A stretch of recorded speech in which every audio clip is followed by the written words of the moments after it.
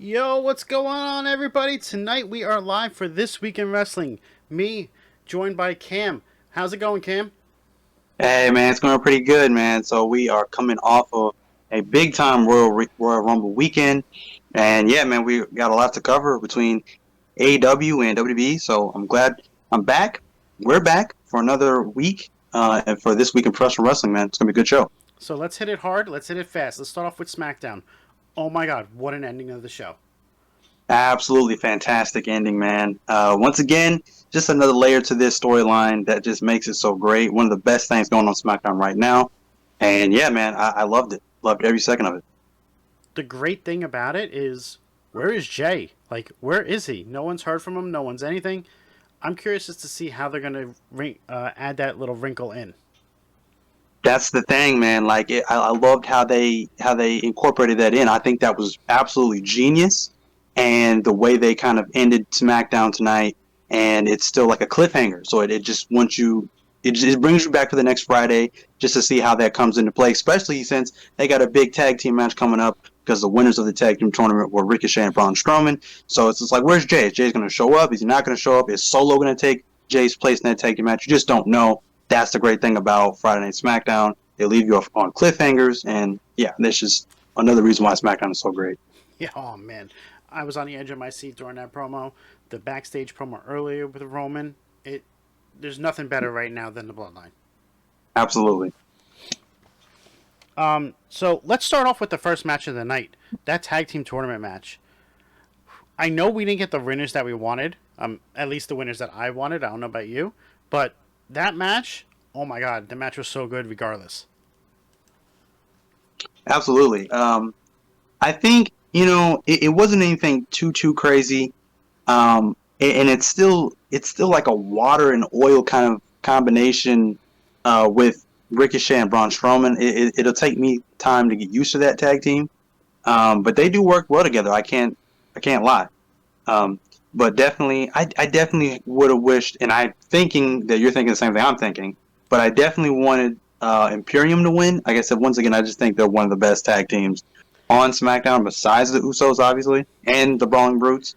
So And the I don't know, Viking maybe go Raiders, like and Viking Raiders. the tag team on SmackDown is so stacked right now Yeah, that I they're so don't. stacked. I think the only reason we got the winners that we did is because they don't want any of them to lose to the Usos.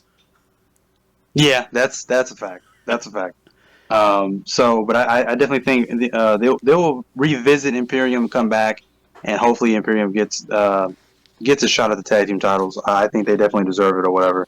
But yeah, honestly though, it was a pretty decent match. Surprising again that Ricochet and Braun Strowman got the win. And again, it's kind of like up in the air right now. I'm not really quite sure what's going to happen next week in the tag team match. So we'll definitely have to tune in to see that because that's definitely, like you said, an interesting wrinkle in that whole Bloodline storyline. Where is Jay? Is Jay going to show up? Is he going to be a no-show? This could end up being a handicap match for both titles. I'm not sure, but it's definitely intriguing. Oh, I really hope that's the main event, so we're in suspense all throughout the show next week. Mm-hmm. Um, Absolutely, that would be the genius move to do. okay, now I know WWE does some dumb and stupid shit sometimes, but this NASCAR thing that they did tonight, I don't know. This might take the cake. Yeah, yeah, it was. It was a head scratcher, that's for sure. We got into some old NASCAR. I didn't understand that one at all. I don't know. I'm kind of confused as to where this Dominic and Rey Mysterio thing is going. It's almost as if like they don't really have an idea of where they want to take it, so they're just kind of like, yeah, let's just add this and like I can picture them like in the boardroom, like in the meetings, and they're just throwing out ideas for this storyline, and none of it's making any sense. But they're just like they're trying to keep it entertaining, and thus far, like none of it has made sense. But yeah, Yeah, I don't know why we needed to waste time on SmackDown for this whole so NASCAR improv race, but sure. I mean, I know why they did it. It's because the NASCAR season's starting up again this weekend, so they wanted to get an advertisement in there with it and the partnership. but I don't know. It wasn't It even was just free. It weird. wasn't. It wasn't even like Ray got into the car. He's so tiny, he could barely see over the steering wheel. And then when they see the cars driving, it's this tall ass dude driving the car. like, Yeah, I don't um, know. It was really weird. we then had the Charlotte and Sonya match, which was a lot better than I thought it was gonna be. I'm not gonna lie. Um, I mean, we got the outcome we all knew was coming, but how they got there Right, was pretty interesting to me. right. What'd you think of that? So, so taking it back before the match started, when they have the backstage segment, it again. I'm curious to see how long they're going to try to force this whole Flair babyface run, because now that Rhea is, after she won the Women's Royal Rumble, and she's going to be the number one contender for her championship at WrestleMania, easily Rhea is the favorite to win that match, which would by default make her the babyface in that match. So I'm curious to see, because I know it's coming. I know it's coming. She's going to do something. She's going to attack Rhea or doing something like that, and ultimately turn her heel. So I'm wondering when that's going to happen, when that's going to play in, because I don't think this is going to be like a, oh, I respect you, Rhea, and Rhea's like, oh, I respect you, Charlotte, kind of a match. It's not going to be like that at all. Mm-hmm. Then they had Sonya Deville cut her off, and during that segment, and it was very strange, because in the midst of this whole Rhea Ripley chasing Charlotte now for that Mania match, Sonya has ultimately been forgotten about. Like, I don't even understand why they're even continuing this feud. Again, it's probably just because it's filler until WrestleMania, or until we get Rhea and Charlotte 1-on-1 or something like that. But it's just it was just very bizarre backstage segment. And then the ultimate match. I ain't gonna lie to you, the match itself I didn't care for, because I didn't even watch Dynamite on Wednesday. So during this match, I actually flipped to my recording of Dynamite and was watching Dynamite during this match. So I missed majority of this match. Not I'm not too shocked that obviously Flair. Nobody in their right mind thought that Flair was going to drop the title tonight, and then we would get Rhea versus Sonya Deville. That I didn't think that was going to happen. And I'm sure no one else thought that was going to happen either. So yeah, I don't know. Another match between the two of them. Hopefully that feud is over. I don't know who she feuds with next. Maybe she. I don't know. I don't know. I don't know if she has a match at Elimination Chamber. We'll probably get Sonya Deville versus Charlotte Flair again at Chamber, I'm sure. I don't know. I Um, mean, they've already had but- 2 or 3 matches now. I don't think it's going to keep going any further. right. It's just I'm just curious to see who's next. I don't really know. Um, what was the next thing on this card? Was the next Um, was that the Brutes versus the Raiders? I Because think it there was was Bruce and because there was a Roman segment backstage, which we kind of touched on already. yeah, yeah. I But think it was Bruce. so I don't know. The Brutes, I don't think they could put on a bad match, regardless of who they're with. Um, Right. we know Pete Dunne is a great worker. Ridge Holland, he's getting there. He has improved a lot over the last couple months, so I will give him that. But the Viking Raiders are looking really strong right now, and hmm it's just improving this tag division twofold. Oh, absolutely. Um, Loving the work they've been doing. I love the character change that they've gone through. It has definitely given them new life in their careers and in the tag team division. Um, this match was okay. I don't think it was the Brute's strongest tag team match that I've seen. But I definitely like the outcome. Much better than the tag team tournament outcome. Because I definitely think that the Viking Raiders needed this win. The Brutes, again, the feud's not over, so the Brutes can take a loss, and then they'll do something else, add another layer to this feud that'll make it anew again for the next match that they have. We saw after the match that the other half of the Brawling Brutes, Drew McIntyre and Sheamus, attacked the Viking Raiders after the match. So obviously the feud's not over. So we'll definitely see where that goes from here. Yeah, I like the aftermatch as well, with McIntyre and Sheamus coming out and destroying the Raiders. So while it made the Raiders look good in the match, it still put over Drew and Sheamus after the match. So it was a good combination. Right. Shadow, I mean, pretty much you're saying pretty much all week was a snooze fest. I don't know about that, but it's also tough to follow one of the top pay Where? per views Right. in the Royal Rumble because there was Right. so much that happened on that show, which we have discussed on one of the other episodes we've done. If you want to check those out, go to the YouTube page, Off the Top Media, like and subscribe. What were the couple segments that you thought were good for tonight's Shadow? Let us know in the comments. But yeah, those two. This segment was decent. It helped get almost everybody over, in my opinion. Right. Uh, Yeah, absolutely. we're gonna say No, I was just agreeing with what you were saying. after that we had what, the Fatal 4-Way, Yes. and I don't know, like, why did this person win? Why did Natty win? Out of Uh, all the people you had in that match, you chose her. Is this um, is this a reward for being out for a while because she got her nose broken? Like what? I don't know. I'm glad you said that because I literally put that down as well. Like, why Natalia out of the other three people that's in this match? I don't understand it. You had Shayna Baszler, who looked very strong in this match, dominated majority of this match, and I honestly thought she was going to win. I wasn't too crazy about the idea of her winning because I'm just like, again, they keep doing this whole Mustafa Ali kind of effect with her, where it's like a stop, start, push. But I was okay with it if it put her in the limelight. Um, you had Zelina Vega who did pretty good. You had my girl Shotzi who was my pick to win, and then you went with Natalia. I don't understand it. Maybe they're like, oh, we need a familiar face. We need some veterans in the chamber. I don't know. I have no idea. That So was very very strange. who's the five that are in the chamber right now? I know they have Raquel. I know they have Liv, and I saw obviously Natalia. Who was the other two that have been Raquel, announced? Raquel, Liv, Natalia.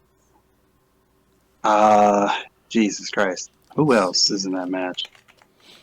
I literally cannot think of them. Jesus. Let's see. I don't know. I can't think of that too.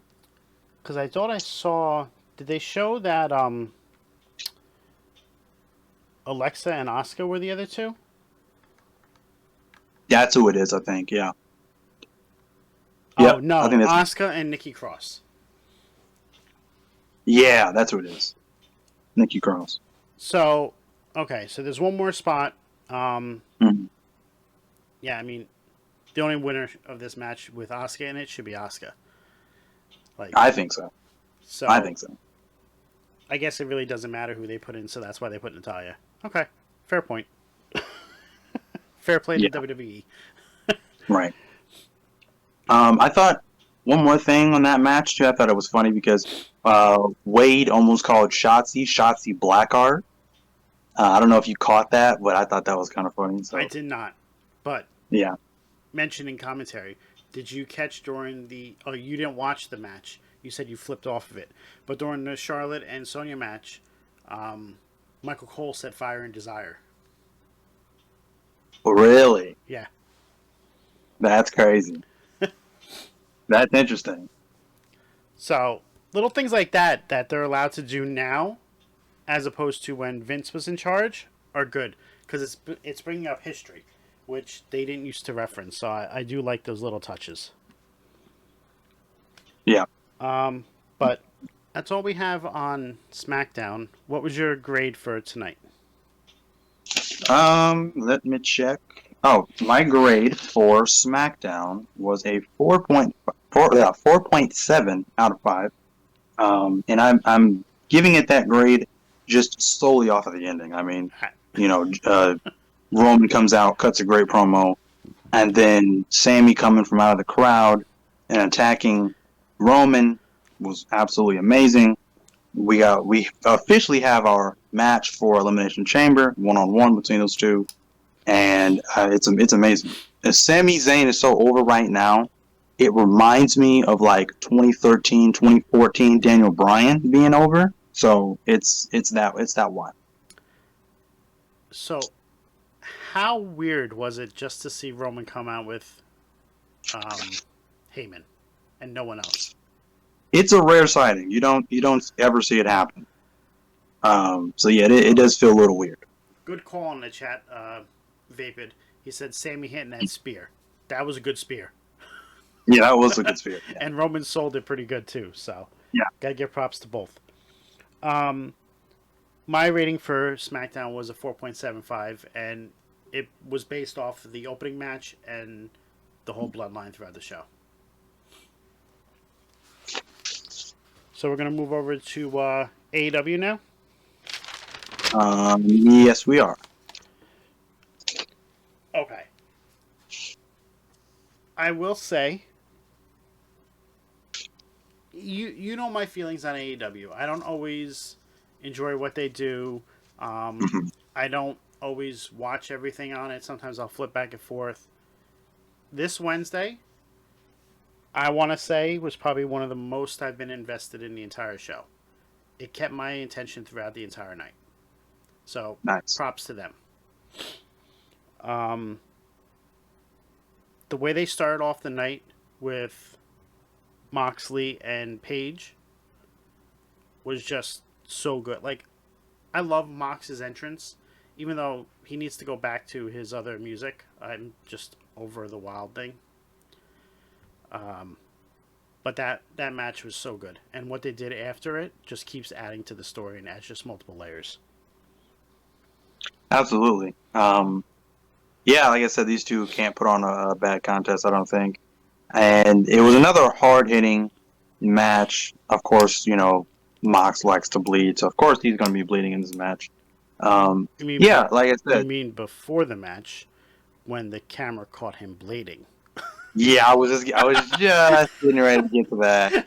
The camera caught the man blading, which yeah, you don't see that often. So yeah, that was a technical error on their part. But besides that, though, another good match, and I definitely don't think it's over. I definitely think they're going to continue this feud, which I have no problem with that. So yeah, great opening match for Dynamite. Yeah, and like I said, his entrance, it was pretty cool with him walking with his dad and Yuta coming down just through the fans and on the staircase. I thought that was pretty interesting. Yeah. After that, they showed, what was it, a backstage segment with Jamie Hayter, I think it was. I think that's what I wrote down. Yeah, I think so. Yeah. And I thought it was pretty interesting because you didn't know where Britt Baker was, and then they showed her in a different section of the backstage getting beat up by Saraya and Storm. It kind of reminded me of what WWE did with when Kairi Sane was getting attacked while she was with Asuka.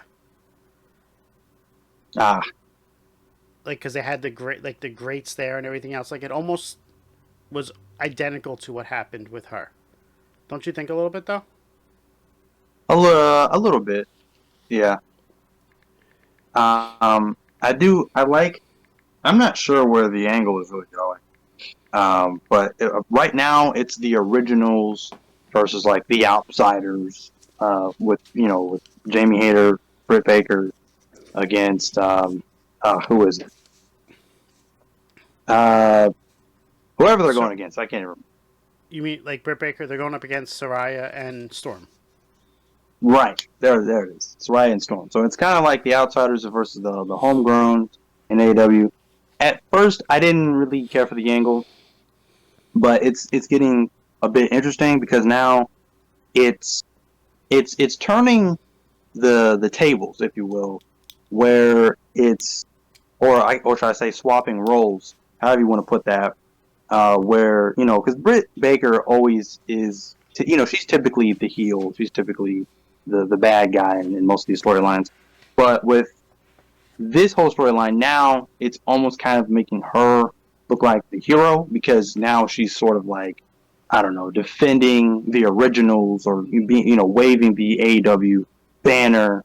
And then you got Tony and Saraya being the outsiders, like, no, we run this house now. Yada. It's definitely an interesting dynamic. Um, so it's interesting. And now I think they're even pulling in Ruby Soho in some degree. So Which is weird because the way they're bringing her in, she looks like she's trying to help Hayter and Baker. right. And it's like, is she doing that to turn on them? Like to give them false sense of security that she's one of them? But Hayter Right. and Britt Baker are denying it right now. So I'm interested to see where that part of it goes. Yeah, that's definitely a confusing kind of a wrinkle. I'm not quite sure where she will fit into it, but it's definitely something to watch out for. After that, we had the Acclaimed versus Local Talent, which why even have the If you match? blink, you miss it. Yeah, like why did they even have the match? And you had I don't. the two idiots, the Local Talent people, doing the scissor me. Like, come on, like it's cringe as it is, and then you're gonna have two other people do it. Yeah, I don't know. That they did that longer than the actual match lasted. So Yeah, that's about right. Yep. so I don't know. The most interesting thing about this whole thing was the segment afterwards, where you had the Gun Club come out and they had this whole, we want the titles and all this other stuff, and then it got real once they had made the statement towards Billy Gunn, like, yeah, walk away like you did in our childhood, go drown your sorrows in a pill bottle, and I was like, whoa, that just got real. So that was interesting, and that made me perk up and really start listening to the segment once he and, said that. So and yeah. which gun was it that said it? Um, I believe it was. I think it was Austin. he looks like the younger one, right? Yeah, So I don't know if he felt comfortable even saying that because after it, like he looked like he was so embarrassed that he actually had to say that, and he felt yeah. It horrible. was. Like Yeah, it was uncomfortable. yeah, yeah. And He definitely you saw the look on his face. It was right, bad. like they told me to say it. Like I didn't want to say it. Like he was trying. Like it just. Whew. Yeah, it broke him for sure. I don't know. The crowd couldn't even react. They didn't even know what to do. Yeah, it was a stunning moment. And then you had the turn and the twist in the segment where Billy Gunn agrees to a match for the Acclaimed, Yep, and the Acclaimed is like, "What? right. What are you doing?" So it's kind of interesting. Yeah, I don't know where this is gonna go. Are we gonna see Daddy Ass turn on the Acclaim again, or is this just a setup to bury the guns even further? yeah. I don't necessarily see the Guns taking the titles off of the Acclaim. A lot of people that I've talked to have said that they believe that Billy Gunn's going to turn on the Acclaim. I don't think that's the move either because I just think him and the Acclaim just work so well together. Like at first when they paired up, I was just like, nah, this doesn't seem like it would be a good mix. But ever since they put them together, it's just been gold. So I don't think that them separating from Billy Gunn would be the right move. Mm-hmm. Yeah, I don't know. I don't see anything really coming from it except just a waste of time to me, Yeah, honestly. pretty Like much. the Acclaim just needs to move on now. Yeah. Um, After this, we had the Brian Danielson versus Thatcher match, right? I believe Did you watch? I believe Did you watch this match? I did. Okay. I thought this match it was a bit shorter than I had expected. Timothy Thatcher, it was great to see him back in the ring. Haven't seen him in a while. He obviously went after the injured shoulder of Danielson, which was not really surprising. But yeah, it was one of those matches I felt like you blink and you miss it. It just didn't. I thought it would be a lot longer. But again, still a great showing from Danielson, great showing from Timothy Thatcher. So yeah, it was a decent match for what it was. Danielson, you put him in a ring with anybody, and it's a great match. And I know Thatcher can work based off of his history with NXT and the Mm, Fight Pit match, so I know he's good. But right, Danielson just elevates everybody. absolutely. And then, I mean, this was more about the aftermath as well. So it seems like a lot of the things that happened tonight were what happened after the matches were over. It really wasn't more. It wasn't really about the matches until the main event. That's different. But everything leading up to that just seems like it was all about everything that happened outside the ring. Right. Um, MJF came down. He was trying. He wanted to come into the ring and knock him out with the diamond ring. And who showed up? Takeshita. And they Mm-hmm. just start brawling. Yep. And this honestly was such a good segment. How they went all the way to the back. They had security taken, like separating the two, everything. It was so good. Takeshita gets a match next week versus MJF. Great. And then they go and ruin it by 2 minutes later, showing MJF in the back with Roosh. Wearing a Ah, different shirt and being all perfectly dressed. Like, I was mind blown. Like, how do you do that? yeah, it was weird. It was like it felt like I was watching two different episodes in one episode. It almost had felt like I don't know, maybe one of those two things was pre-recorded and they just played them out of order because it just didn't make any sense.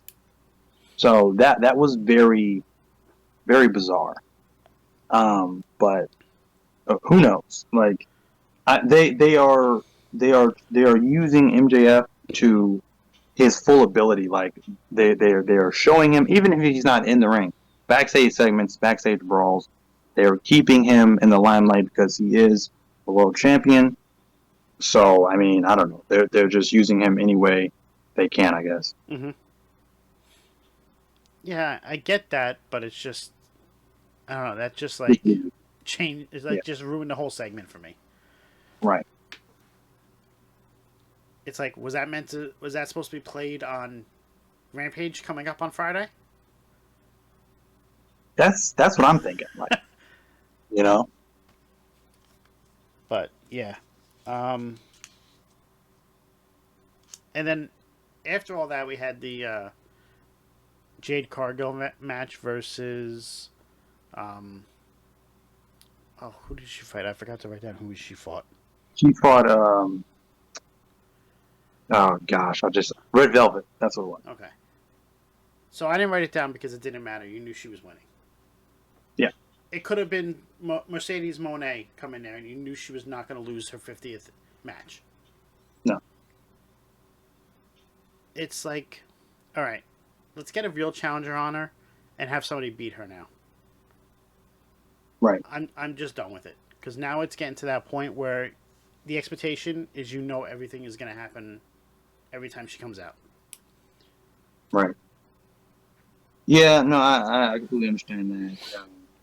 I don't know. There's not really a whole lot to say about it anymore. That hasn't already been said. I mean it's the same thing with Bianca Belair. It's just the same thing every single match. you have great or decent build-up in the storyline leading up to the actual match, and then the actual match happens, and you're just disappointed every single time because you expect something, and then it just doesn't meet the expectation, not even close. Jade Cargill, I think, has improved since from her early days in AEW to now. Um, One point in the match, I did she like she did a gorilla press of a Red Velvet, and she was like walking up the stairs with her. I thought that was kind of cool. Um, Other than that, I mean, it was just an average match, and I honestly thought the way they had the storyline going between Red Velvet and Jade Cargill, the way they built it, where they were separating and they had this friction within the baddies or whatever. I thought that was going to mean that Red Velvet was going to be the one that they put the title on and finally end the streak of Jade, but they pretty much dashed all of that by having her once again run through another opponent with ease. So I don't know. I'm not quite sure what's next for Jade. I don't know. It feels like they're waiting on something. I don't know if they're waiting on them to build up Ruby again, or if they're going to have Britt beat her, or what they're going to do. But at this, I mean, 50-0. At this point, she might as well just retire with the championship because it's clear that they are building her as some unstoppable, unbeatable Terminator. It's ridiculous. It's annoying. It's old. It's stale. I don't think there's an end in sight. I really don't. Right, and that's what I'm saying. Like, it needs to end already. Um, yeah, like if they were gonna do it, that probably would have been the time to do it because they fought like 2 or 3 times already, and they could have said, "Oh, she's learned from her past mistakes. She was able to overcome her this time." Like they had their story written right into it. It was all built in, and they Right. just decided not to. Yeah. Um, I think we skipped a match. We skipped Takeshita versus Brian Cage. oh, that was up at the beginning. Yes, I didn't write that one down. Um, I think this was a good match. uh, Takeshita, I think, finally shines bright against somebody that I don't think they're ever really going to do anything with, which is Brian Cage. So this is exactly the way if they're serious about pushing Takeshita, this is the way that you start to do it. And then, like I said, we touched on this before with the backstage brawl with MJF. This is the way you do it. This is the way that you start building him up. You don't put him in the ring. As I said this before, I said this I think last week.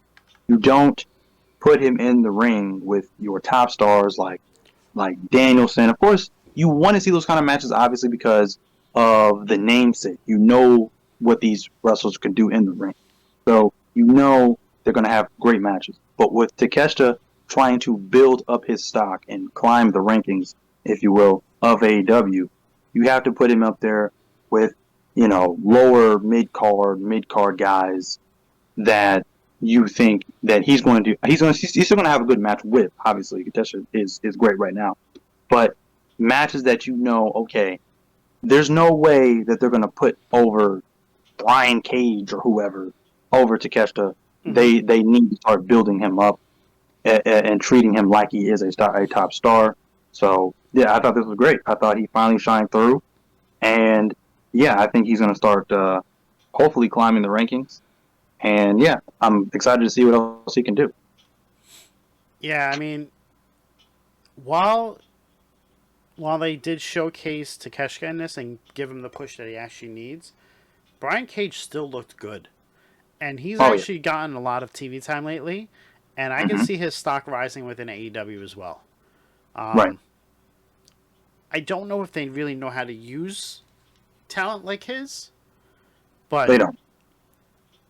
could that change with ROH starting up soon? Because Possibly. I know they're starting to tape near the end of this month. They're going to start taping shows for it. So could that change? I don't know. Could I see him leaving at the end of his contract? Absolutely. Yeah. But we have one last thing on Dynamite, and it was the main event. Yeah. Darby Allin is one crazy mofo. Like, there's really nothing else to say besides that. This guy is getting into Jeff Hardy and Matt Hardy territory, and he's so young that if he does not slow down, I don't know how much longer he can last. Yeah, that's the unfortunate part. Like I love Darby Allin, I love his character, but whenever he's in these kind of matches, it always scares me. Like as much as it entertains me, it scares me because he's just taking bigger and bigger risk, and it's just like I don't know. The guy at this point, the guy is just addicted to pain. He's literally like what you would get if you put Mick Foley and Jeff Hardy in a blender. This is exactly what you would get. So the guy is out of his mind. He really is. But this was a phenomenal main event. Another violent, bloody match. The match the part that made me pop was when early on in the match, Samoa Joe was pulling out a table, and then here comes Darby, like he was like a torpedo or Like shot out of a cannon. yeah, like shot out of a cannon.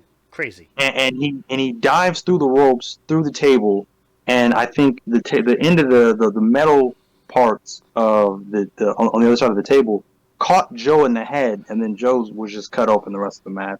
I thought that was insane. The table even fell over and hit the cameraman, so nobody is safe in Darby Allin's matches. Nope. So it's just it was wild. It was all over the place. They fought in the crowd, they fought in the stands, back in the ring. Darby even started ripping up the ring and exposing the wooden boards underneath the mat. It was wild. He had a like a spiked, I think it was like thumbtack jacket that came into play Twice. It was all it was all over the place. He got power bombed on top of it at one point. Wild, absolutely insane. The spot that honestly scared me more than anything else was when he tried to do the same suicide dive again through the ropes. Mojo moved, and the table that was set up on the guardrails, he caught like the edge of that. Now it was scary because he went through the ropes and his heels caught the top rope. Yep. So he kind of dove like head first, and I'm just like, man, if a table hadn't been there, it was like he was going to hit his head on solid concrete. So that honestly scared me. I don't understand how he can just keep taking big bump after big bump and keep getting up like nothing is wrong. I don't know. That guy is is out of his mind. He really is crazy. Love the ending. The ending ended with the top rope muscle buster. Never seen that before. Insane. And it was an insane match. Love it. Love to see it. Once again, Mojo is now a 2-time TNT champion. The only thing I don't like is, again, the direction of the TNT title. I'm not sure where it's really going. Hopefully, we're not going back to playing hot potato with the championship like we did with Cody and Sammy Guevara. But all in all, great match. Loving the fact that we're going back into storylines for the TNT championship. After the match, we also saw a returning Wardlow. So I would assume that'd be the next feud for Samoa Joe to feud with Wardlow for the TNT championship. All in all, fantastic match. I agree with everything you said. I just have one thing to say. If you know he's going to rip up the mat, why the hell are there that many straps? Right. Like, why would you not, after the previous match, go through and cut some of them to make it easier? Because that took a long-ass time to happen. Right. And then he struggled pulling the mats out because he still couldn't get one of the bands off. The one that went across the entire ring. So yeah, that was my only dislike from the main event. Everything else, amazing. All in all, my rating for Dynamite was a 3.7 out of 5. I'm gonna give Dynamite a 4 out of 5.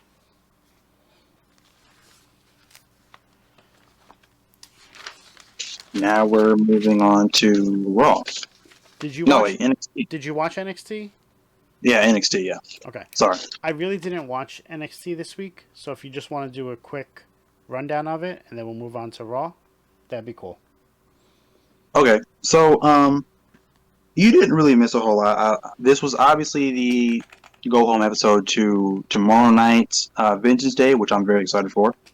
We're looking at a great card for Vengeance Day. NXT this week finally felt like NXT. The last 2 weeks they focused heavily on the women's division, which is not a bad thing, but it didn't feel like NXT simply because of the fact that they didn't have some of their big stars on there like Carmelo Hayes or Schism or people like that they normally have a focus on. So this week we saw the return of people like Schism, and we saw the focus on some of the bigger stars. Um, I'm definitely hoping that we see a new NXT champion with Grayson Waller at the pay per view. That I would hope that happens because, like I said again, Braun Breaker has just beaten pretty much everybody. Um, Other than we saw the debut of Stevie Turner.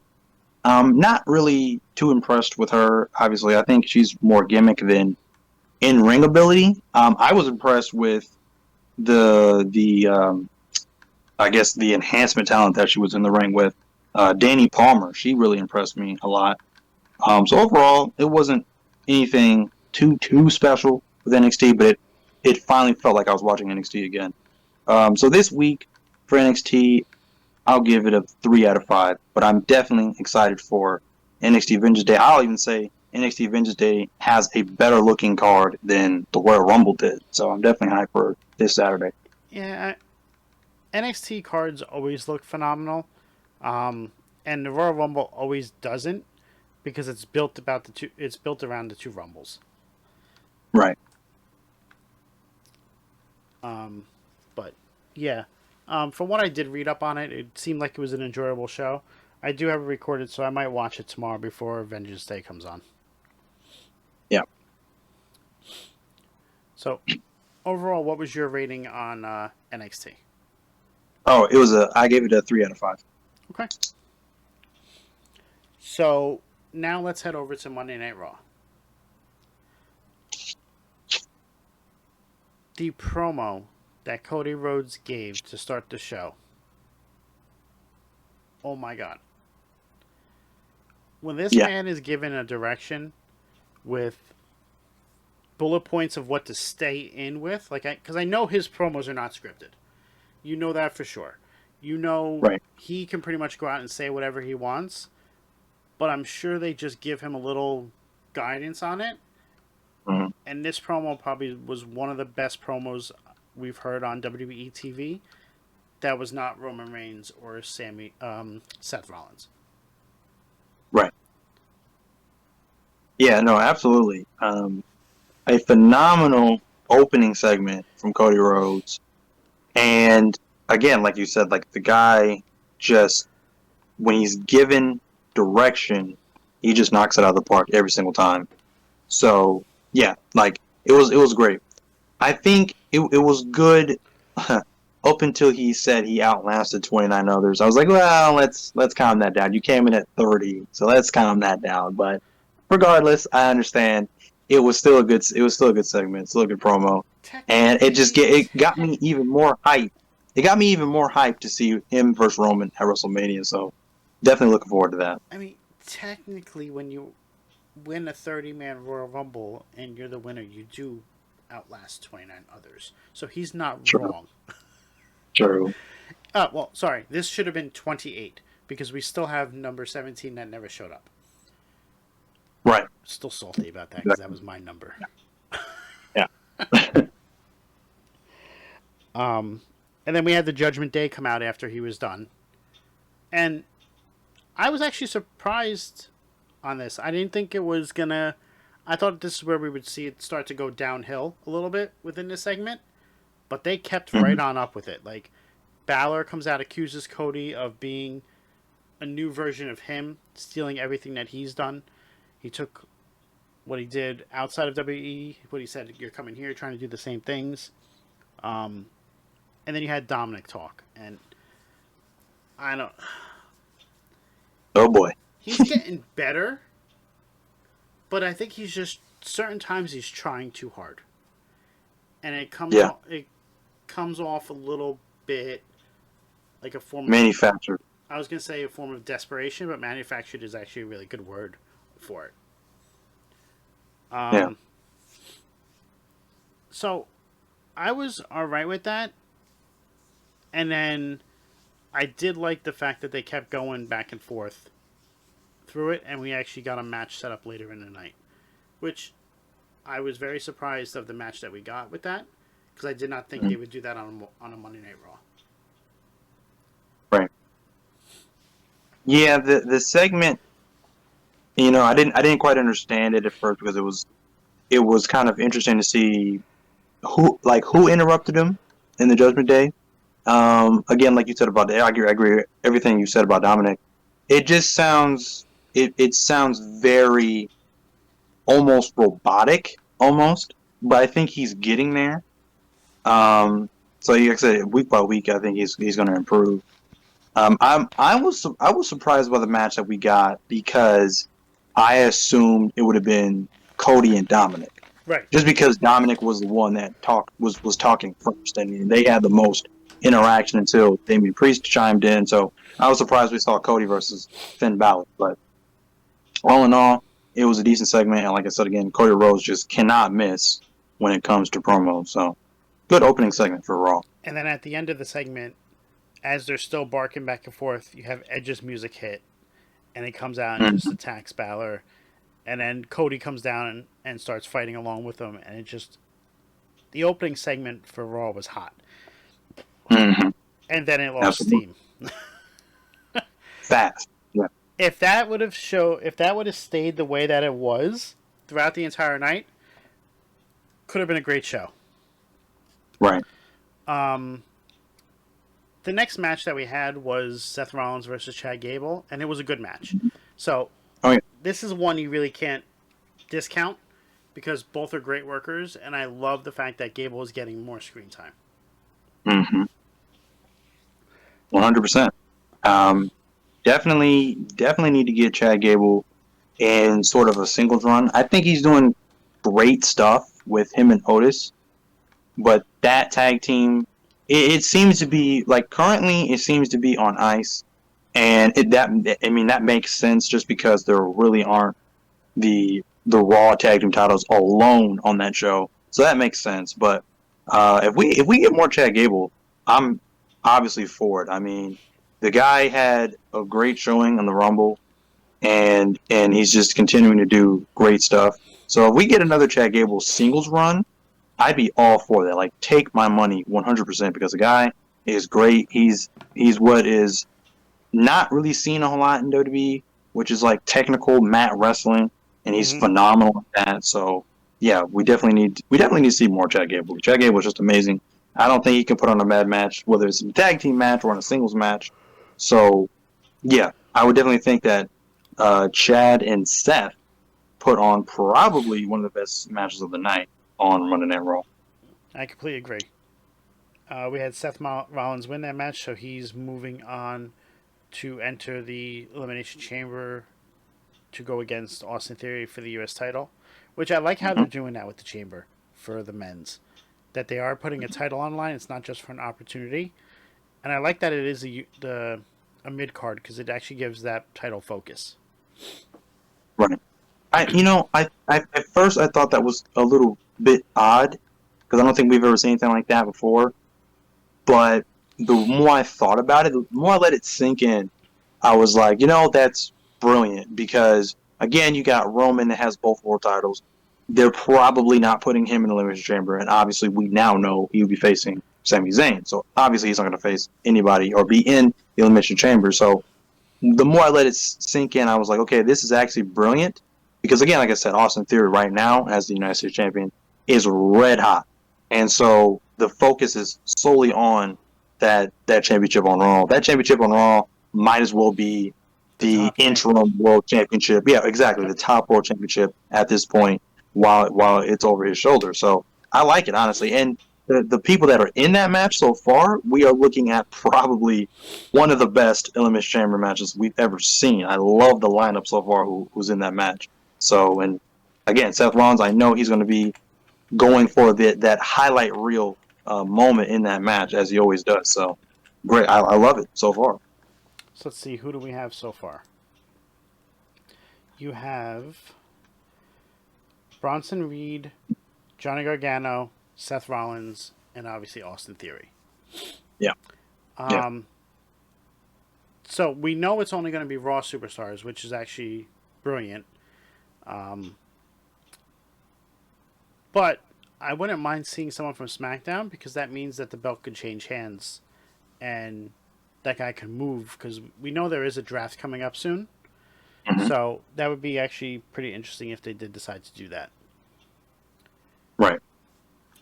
That would be an interesting wrinkle in that match, because you could see, and it would be even more interesting if you saw a SmackDown star win the title in an Elimination Chamber match, and they would go to SmackDown with the championship. So that would be interesting to see. So yeah, anything is possible, honestly. After that, we had Io Sky versus Candice LeRae, Mm-hmm. which it really didn't get much time, I don't think. Right. But it was good for what it was.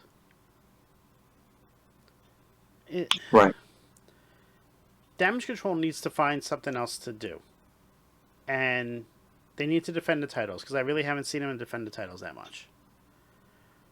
Hopefully we get what's rumored out there, and we get Shayna and Ronda having a tag team, so they can take the belts off of them and actually maybe have a tag division. Yeah, it's tough. Like I said, I really have not been invested in anything Damage Control has done since probably War Games. And that was just because, like I said, they definitely needed to win that match. So since then, I just haven't really been invested. The titles that are associated with Damage Control right now don't even seem like championships. They kind of just seem like, I don't know, just fancy pieces of metal they're carrying around. They've devalued them. That there is no prestige to those titles, clearly. So I don't know. It's disappointing, because I had high hopes for Damage Control. It's such a cool dynamic for Bayley to bring up two NXT women that have been on NXT for way too long, if you ask me. But they just haven't really done anything on the main roster other than win the tag team titles right now. So yeah, if Shayna and Ronda, not too crazy about Ronda Rousey, obviously, but if they can put just anybody, just any team together, any two people together, and give them something to do, some kind of feud regarding the tag team titles. I mean, they have the tag team titles for a reason. I'm sure they didn't just put the tag team titles on them so they can just not defend them, because that just would be pointless. So I definitely agree with you. They definitely do need something to do, something interesting to sort of give them new life, because right now it's really all about Bayley and Becky. So right. The tag team titles are just kind of being forgotten about. And I know Dakota Kai is supposedly hurt, and that's why she didn't wrestle on Monday after the Rumble. But something needs to happen sooner rather than later for me with the tag division. Right. After this, we had Rhea Ripley come out and probably gave one of her best promos as an individual person. Mm-hmm. Because she's always around the Judgment Day and everything else. But this one just felt different. I just didn't like who she chose. I really was hoping we would see Rhea versus Bianca. What's your thoughts on that? Right. I think, obviously, this is one of her best promos.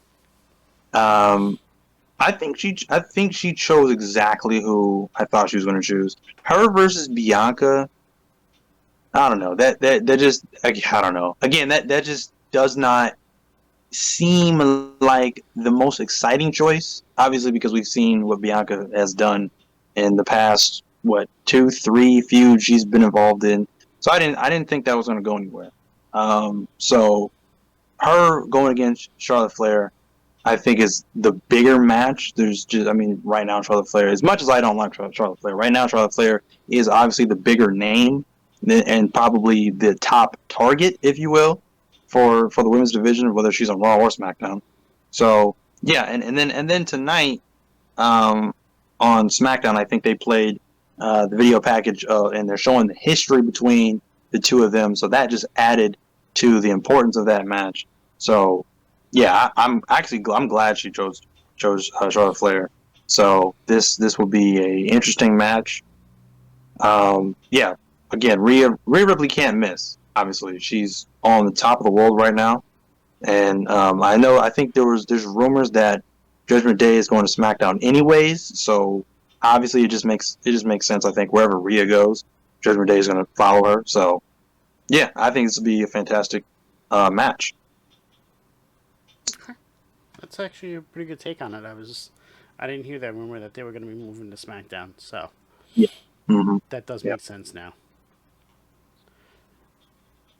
Um, Next, we just had a backstage segment with Rollins, who talks about how he wants the belt back, and then it was brought up about Logan Paul eliminating him, and then Mm-hmm. his whole demeanor just changed.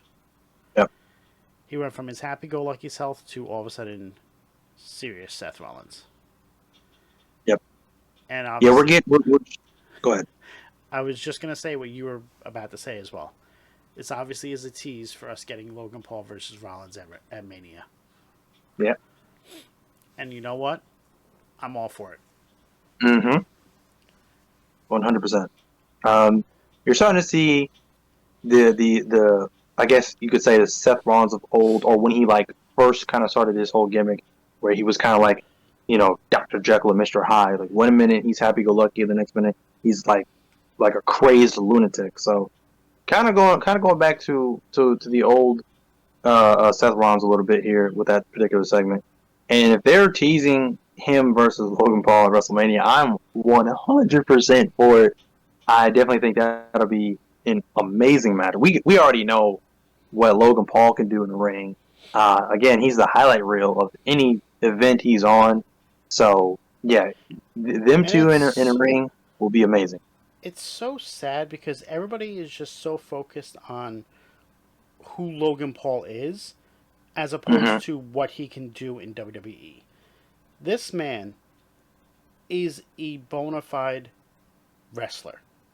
Yes. He has put in the work, he will still put in the work, and he will prove to everybody that he belongs.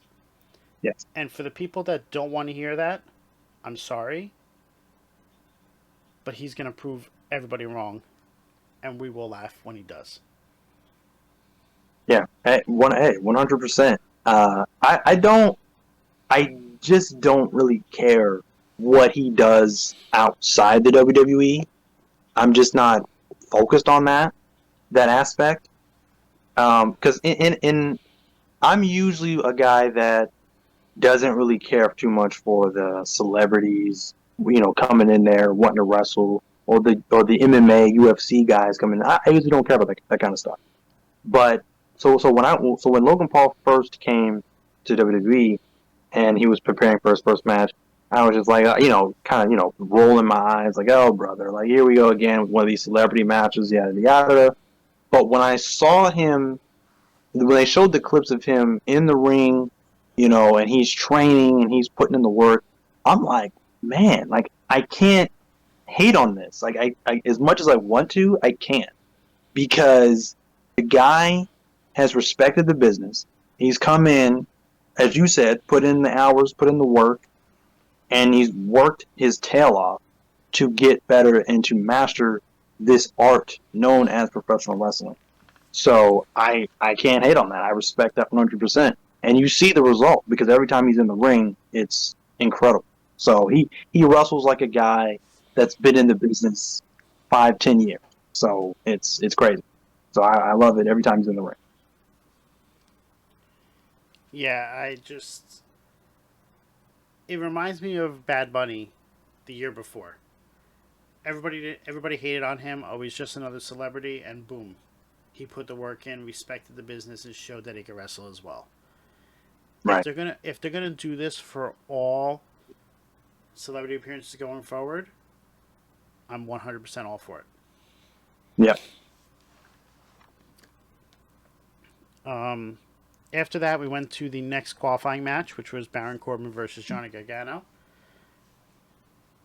Yep. I'm tired of Corbin. Yeah. Yeah. JBL has done nothing for him since he's come there. I don't know if it's supposed to be where he's failing again, and JBL is eventually going to help him break out of it. But Gargano looked good. I'm glad to see him back in the ring, and I'm happy he won this match. Oh yeah, 100%.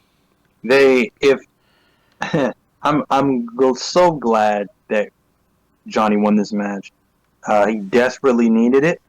I don't think if they had because it scared me for a little bit because during the course of this match, I genuinely thought they were going to have Corbin beat Johnny, and I was like that is one of the many sins you just don't commit when we're talking about Johnny wrestling here. So glad that Johnny won this match. I like the combination of Corbin and JBL as much as I don't like JBL or Corbin. I like the combination just because I think they complement each other really well, but it's not really going anywhere. I don't understand the end goal. I think maybe it was just put together just to, I don't know, maybe get Corbin something to do, just to get him to kind of like reinvent his character without hitting the hard reset on his character. Mm-hmm. But yeah, other than that, I don't think those two really do anything. Other than that, like it's just not really going anywhere. But once again, Johnny looks great, and glad he's in a position to win a championship. I think he'll do great in the Olympic Chamber. I believe this is his first appearance, so that'll be interesting to see what he does in that match. Yeah, it will be his first. I think it's Theory's first as well. So, Mm-hmm. Yep. after that match, we had the the VIP lounge with MVP and Theory. Yep. It's one of those segments that we always have. So, I don't know if there's really Yeah. much to talk about it. Not really, other than the fact that I don't think it didn't need to happen. I mean, how long has it been since we've seen the VIP lounge? I don't even remember the last time we saw it. Uh, yeah, I don't know. It for a 3 hour show, it had no place to be on Raw. I don't think. So the only good thing that really came from this was Lashley coming out, beating up Theory, and then spearing MVP by mistake. Yeah, And then showing no remorse for it. yeah, So I think that was a little interesting wrinkle. But other than that, like I said, not really necessary. right.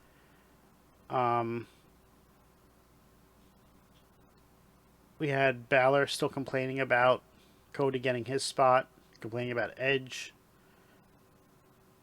Not much else, but always complaining. And then we had The Miz in the ring. And typical Miz complaining about everything. Yeah, it is very strange how. I mean, I don't know. I heard there was a while ago there was a rumor that Miz was dealing with an injury. I'm not sure if that's still the case. They have really used Miz very strangely for the past couple of months. One minute it was the whole. I don't even know if you want to call it a storyline with Dexter Loomis, but there was that which didn't really go anywhere. And then now there's just weird moments where they have him come out. Either he's backstage, it'll be a backstage promo, or he's in the ring. And I think this Raw, he wasn't even dressed to wrestle. He was just in a suit, Right. and he had him. So I don't know. It's weird. They just pop him in almost as like filler for the show. So it's very strange out there. I don't know what they're doing with Miz. I'm not sure what's going on there. Yeah, he demanded to be treated with respect. So Pierce comes out, said he knows that the Miz is upset, and then he introduced the returning Rick Boogs. Yes, sir. Now, Yeah. I like Rick Boogs. I just wish they would have kept him with Shinsuke Yeah. because I felt Yeah. them two were together were really good. Yeah. Absolutely. Him by himself. I think Rick Boogs looks great. Him by himself. I don't know. I don't know. I don't know if he's going to sink or swim. I don't know. It's very possible that he could be lost in the shuffle. But I think he looks great. Glad he's back. I wish. Now I don't know if he was ready or not, but I wish he would have came back for the Rumble and a surprise entrant. Again, that whole number 17 spot debacle where Ray was supposed to come out and didn't come out. I think they should have teased Ray and then had his music hit, and then Rick Boogs would have been number 17. That's what I think they should have did. But all in all, Rick Boogs looks great, and yeah, we'll see where he goes from there as being a singles wrestler. Yeah, I think he's good. I like his makeup. I like how he's set up. He could be a top star. Let's just see if they make him that way. Yeah. Next, we had the Damage Control with Bailey versus coming out talking, and then Becky came out as well. Mm-hmm. And I liked how they did this. So they played off of what happened at Raw 30. Becky comes out saying, I want my steel cage match versus you. Bailey says no. And then we have Becky go into the back and drag out Dakota Kai and Io Sky. And Yeah. Bailey finally gives in, and then Becky still beats him up anyway. It was great. Yeah. It was almost somebody had said this to me, but it was almost like a heel move for Becky to do something like that. But I think it was just more. It, she was just trying to get Bailey's attention, saying, "No, I want this match. So I'm gonna make you by doing this." So Mm-hmm. it was a very interesting wrinkle in that whole storyline or whatever. One thing that was hilarious, Bailey was like, "Oh yeah, Seth only married you because he knocked you up." I thought that was hilarious. So yeah, that was funny that they threw that in there. This was not really one of Bailey's better promos. I feel like, yeah, I don't know if it's just me or not, but like I think Bailey can cut good promos, but since she's been back, I don't think I've seen that from her. I think her promo work has gotten worse because it's just like I don't know. It's very weird. It's very weird. So I'm not sure what happened or if she's just not really trying anymore. But I have seen Bailey cut good promos, but she really has not cut a solid promo that I can go back to and be like, yeah, that was a good promo. It's just I don't know. It's weird. It's I odd to me. feel like she just wants to move on from this story and be done with it. I think Yeah, I think she feels that this has gone on too long, so I think she's just bored with it. that is very possible. Yeah. Um, After that, we had Adam Pearce in the back saying that the match between Becky and Bailey will happen for a steel cage, and then this is how we got the first four entrants for the women's. I didn't realize he chose the final four from the Rumble before. Ah, okay. So it was the final four competitors who were not Rhea Ripley, obviously. So that's how we Right. got Raquel, Liv, Nikki, and Asuka. Now it makes sense. Okay. And then there's a fatal four-way next week with Mia Yim, Candice LeRae, Piper Niven, and Carmella. And then Chelsea Green showed up. And that was it from that. Yep. We had the Bronson Reed versus Dolph Ziggler match, which was a solid match. Oh yeah. Dolph is Dolph. Like, you can't ever discount Dolph. He's had such a good career, albeit undervalued and underappreciated. But he has a Hall of Fame career of everything he's done. Absolutely. Dolph is one of the guys that if you're looking to put over somebody, Dolph is the guy that you definitely look toward to. Because the dude is like one of the kings of selling. I mean, he goes out there, he gives it his all, 100%. So it was definitely one of those type of matches. Bronson Reed, however, is probably my new favorite big guy in the locker room. The dude's amazing. I think sky's the limit for Bronson Reed. So I definitely want to see more from him. In the chamber, I think this guy's going to be a menace. He's definitely going to be a guy to look out for. So yeah, looking forward to more stuff from Bronson Reed. With what he's doing right now, it still baffles me how they let him go. Yes. And I know he went into New Japan and he had phenomenal matches over there. So I'm glad that Triple H brought him back and is actually utilizing him. Yes. 100%. After that, we had Bianca Belair come out talking. We had Carmella. Carmella is back as the Princess of Staten Island. So I do like that she's back as that version of her. Mm-hmm. The Mela is Money, one that she was using recently, I didn't feel fit her as much. So I like her going back to this because this is, I felt, when she was the most successful. Oh yeah, for sure. Her going back to that. See, again, this is why the Triple H regime is so great because he is incorporating things that just worked before instead of trying to force a change for somebody's character or name just for that sake. So yeah, Carmella going back to that fits her more. She should have never gone away from it. I think they were too busy trying to create like I don't know the PG era version of like a Sable or trying to create a blonde haired Eva Marie or something like that. So it just didn't work. Those kinds of gimmicks don't work. They only work for certain people, and it definitely didn't fit Carmella at all. But the Princess of Staten Island was definitely when she was the most successful. So I'm definitely looking forward to that. Wish I had seen her again. That's another one that I think should have been a surprise in the Women's Royal Rumble. But yeah, we'll definitely see what she can do now that she's back. She may get lost in the shuffle now because there's so many people that have come back, and I don't know where on the card she will really get time to shine anymore. But Well, she's in the Fatal but 4-Way next week for a spot in the Chamber. right, So I can actually see her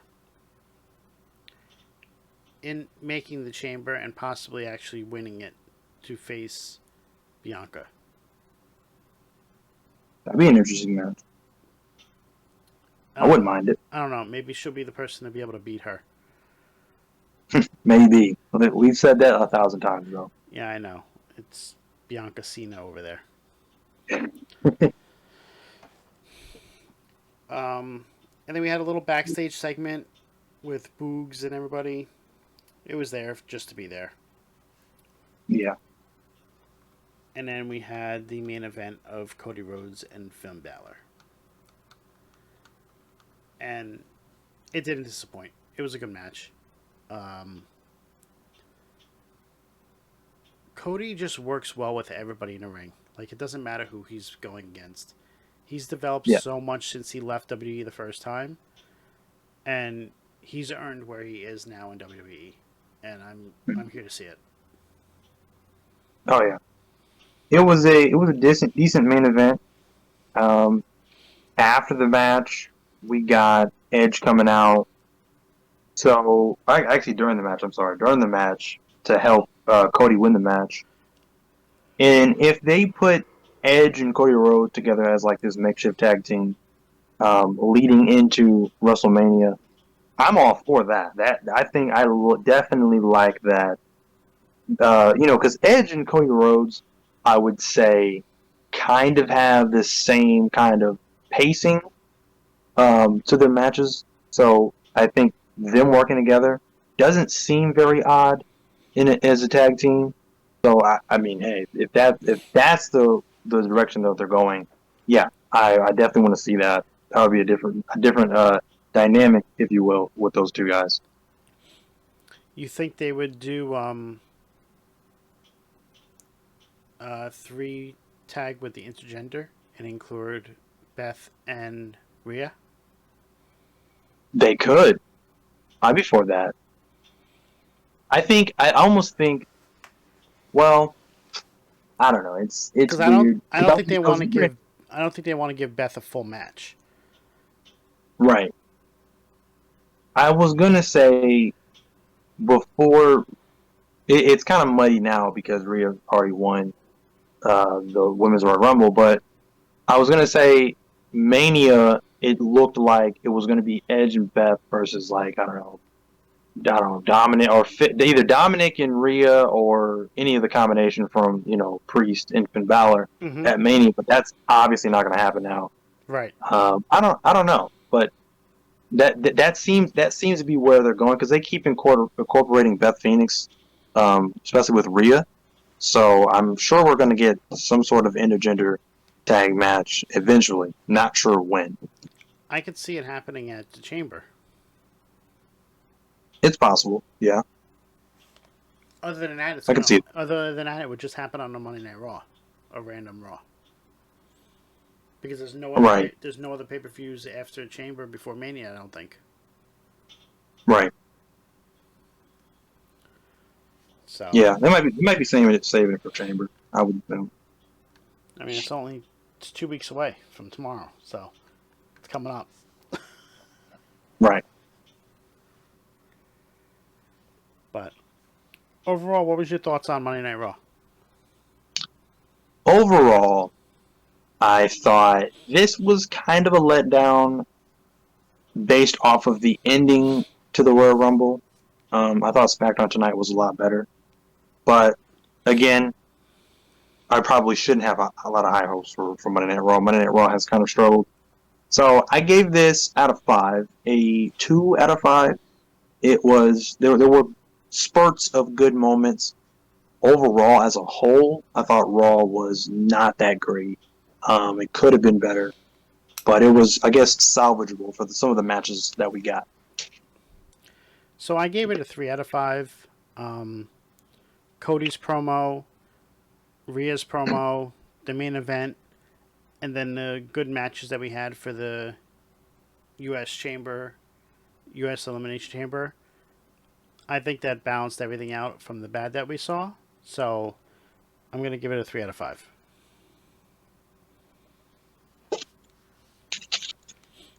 But I think that brings us to the end of everything. We've gone over every show. Um, Overall, it wasn't a bad week in wrestling. No, Obviously, it could have been better with certain things, and we did have the hangover from the Royal Rumble going over into Monday and Friday. It right. seemed like the storylines continued better on Friday, but that's because everybody was looking forward to that one particular storyline, and you knew it wasn't going to continue on Monday. So that kind of hurt Raw, in my opinion. Yeah, That could also be why they put both of the winners on the Raw brand from the Rumbles. right. Yeah, When they normally do 1-1, I would say 90% of the time. right. But that being said, Cam, where can we find you? You can find me on TikTok at Cam's Wrestling Corner. You can also find me on Instagram at 317 Bacon, Eggs, and Cam.